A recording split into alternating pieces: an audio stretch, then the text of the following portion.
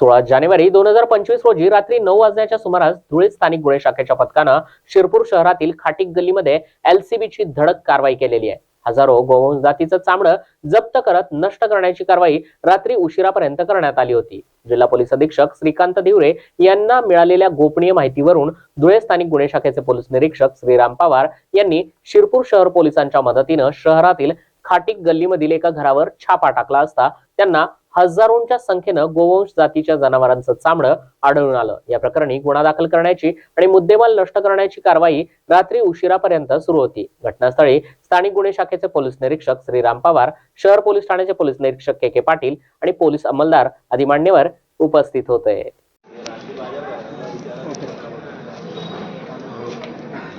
शिरपूर शहरात मोहम्मदिया नगरमध्ये एका बंदिस्त घरामध्ये गोवंश जातीच्या जनावरांचे चामडे ठेवल्याची इन्फॉर्मेशन होती।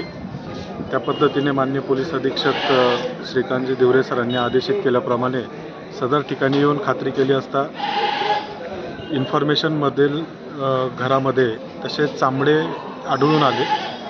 त्याप्रमाणे शिरपूर शहर पोलीस स्टेशनचे प्रभारी अधिकारी श्री के पाटील, त्याचप्रमाणे वेटरनरी डॉक्टर, नगर परिषदेची टीम असे सर्वांना पाचारण करून पुढील कारवाई करीत आहोत।